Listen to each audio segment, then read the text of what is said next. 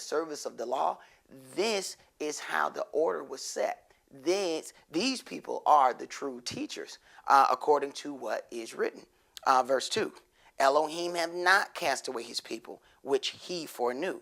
Don't you know what the scripture says of Elias? How he makes intercession to Elohim against Israel, saying, Adonai, they have killed your prophets and dig down your altars, and I am left alone, and they seek my life.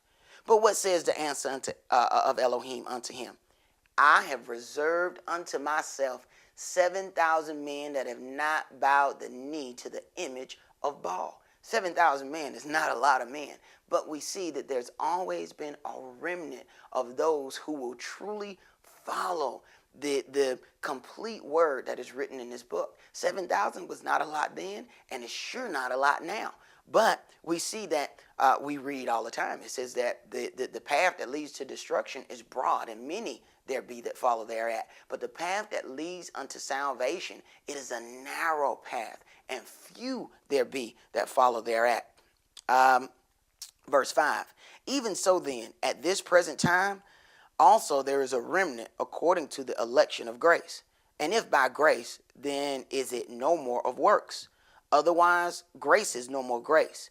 But if it be of works, then is it no more grace. Otherwise, work is no more work. Now, right here, you have a definition that they're talking about works. If you look in the Strongs and look up, these words, or what Greek word was used in that particular writing, you'll find that when it says works, it's saying deeds. A lot of times you have even preachers misleading the people, not really giving them a full definition of what the word works means. It's talking about your deeds. A deed is everything you do. It talked about the scribes and those people of the temple having evil works. We know that there's no department in the church called evil works. If it was, nobody's going to sign up for that department. So that we even look when it talks about the harlot Rahab. Because of her hiding the Israelite spies, her deeds was her works, because she wasn't amongst the people to learn the way that the Israelites were supposed to walk in. But her deed was righteous. Likewise, even us that know this word, our walk has to be, our deeds have to be clean in his sight, as well as our works. You do have those that keep the Sabbath, but the same one that said, remember the Sabbath to keep it holy, also said, thou shalt not steal. So if you remember the Sabbath to keep it holy, but then you steal, you are still a transgressor of the law. And likewise, you have other people that say, I'm a good person because I don't steal, I don't lie, but yet they do not keep the Sabbath. Now, if you don't steal and you don't lie, but you do not keep the Sabbath, you are still a transgressor of the law. Remember the 10 commandments, okay? It says, he who breaks even the least of these commandments shall be considered the least in the kingdom of heaven. Verse 7, what then? Israel have not obtained that which he seeks for, but the election have obtained it, and the rest were blinded. This is why we can't fully understand or accept this true word that's written in this book, because the Most High has blinded our eyes for a time. Verse 8, according as it is written, Elohim have given them the spirit of slumber. Who gave us the spirit of slumber? Elohim. Eyes that they should not see, and ears that they should not hear, unto this day. And David says, let their table be made a snare and a trap and a stumbling block and a recompense unto them. And we see that to this very day, our table is a snare unto us. Back in the days, it was said that the Gentiles ate high on the hog. What that means is they ate the good parts of the hog. We ate low on the hog. So we ate the parts of the hog that they threw away and cast over the fence. The chitterlings that we call chitlins, the pig feet, the pig ears. These are the things that they threw away. Now we have created traditions on decisions that were made by uneducated slaves. Now, if you read the beginning of this book, it tells you that swine is an filthy beast that we should not eat. Okay, Man, because of these things that we did at that particular time, our table has been a snare unto us, because now we eat these things. Now, the Bible already told us that they were poison, but we eat these things for years and years, and then one day we get sick, and then what does the doctor say? Stay away from that pork. It didn't just start being poison to you. It was poison to you the first day you ate it, but it was slow poison, and it was slowly killing you and slowly breaking down your body. It just didn't start that day that you had to go to the doctor. So most of us have to wait 50 years until we get sick and then stop eating pork, but it's right here in this book. But that's another thing that man has said. Man has said you don't need to read the beginning of this book, because that's the Old Testament and it's done away with. No one has ever understood a book by starting in the middle.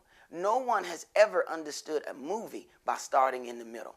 If you want to clearly understand anything, you start at the very front and work your way back.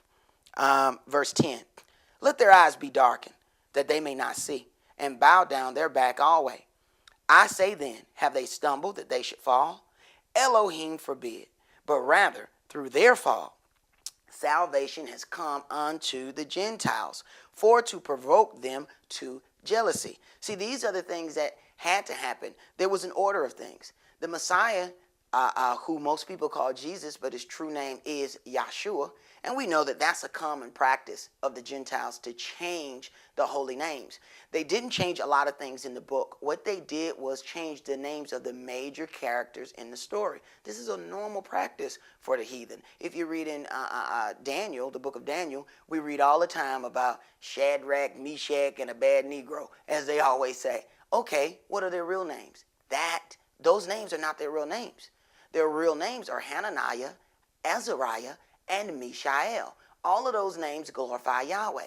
Azariah, okay, Hananiah, and Mishael, Elohim. All of those names glorify the God of Israel. The names that they were given glorified the pagan gods of the people that ruled over them. And that's not new. When we came to this country, don't we remember looking at Roots where Kunta Kinte was beaten and made to say his name was Toby? Why? Because Toby was a Christian name. And the people that ruled over us wanted us to take on the names that would glorify their God, not any God that we worshiped. All right? Verse 12. Now, if the fall of them be the riches of the world, and the diminishing of them the riches of the Gentiles, how much more their fullness? For I speak to you, Gentiles, inasmuch as I am the apostle of the Gentiles. I magnify mine office. Now, Paul is telling you, he was the one that's authorized to teach the Gentiles. Yet, right over here in verse 1, he tells you, I'm an Israelite. So we see that an Israelite was given the office to teach the Gentiles. But we're going to see what they did with that teaching. Verse 14, if by any means, I'm going to start at, for by any means I may provoke to emulation them which are my flesh, and might save some of them. For if the casting away of them be the reconciling of the world, what shall the receiving of them be but life from the dead? For if the first fruit be holy, the lump is also holy. And if the root be holy, so are the branches. It's talking about the family tree of Israel, the 12 tribes of Israel. That is that tree. That is that holy tree that Yahweh planted. Verse 17. And if some of the branches be broken off, and you, being a wild olive tree, talking about the Gentiles being grafted into Israel's holy tree, were grafted in among them, and with them partakers of the root and fatness of the olive tree. Boast not against the branches. But if you boast, you beareth not the root, but the root you. You will say then, the branches were broken off, that I might be grafted in. Well, because of unbelief they were broken off. And you stand by faith. Be not high-minded, but fear. For if Elohim spared not the natural branches, take heed lest he also spare not you. And this is what we've seen. We had our tree. But what did the Gentiles do? They came and knocked down our tree and set up their own tree. Now, the so-called legal holy place is listed as Rome because there were 7 churches set up. What happened to those 7 churches? Those 7 churches were gobbled up. We've seen the Sabbath day change from Saturday to Sunday. And you have to understand that Lucifer is very keen on offering these mirror images. And when you see Saturday is the 7th day, which is the Sabbath day. Sunday is just not any other day. It is the exact opposite of the holy day that Yahweh set up. So if you're looking in the mirror, that looks just like you. But if you notice, all the things are on the opposite side. So Lucifer offers mirror images to his people. You have Sunday, which is the opposite of Saturday. Yahweh gave us holy days that are listed in this book. Lucifer gave holidays. Okay, we know that heaven opens up twice in the book of Revelation. One time is Lucifer getting completely thrown out of heaven. The other time is the Messiah coming to this earth. Well, Lucifer has a mirror image. When that time opens up that Lucifer is finally kicked totally out of heaven, because we that study this book know that Lucifer has the opportunity to come back and forth. You can read this in the book of Job, that he has the ability to go back and forth as he chooses to heaven and on earth. So those mirror images will allow people, it says that if it were possible, even the very elect shall be deceived. But it's not possible to deceive the very elect. But Lucifer will offer those mirror images to deceive those that are not completely rooted in this word. Let's see here.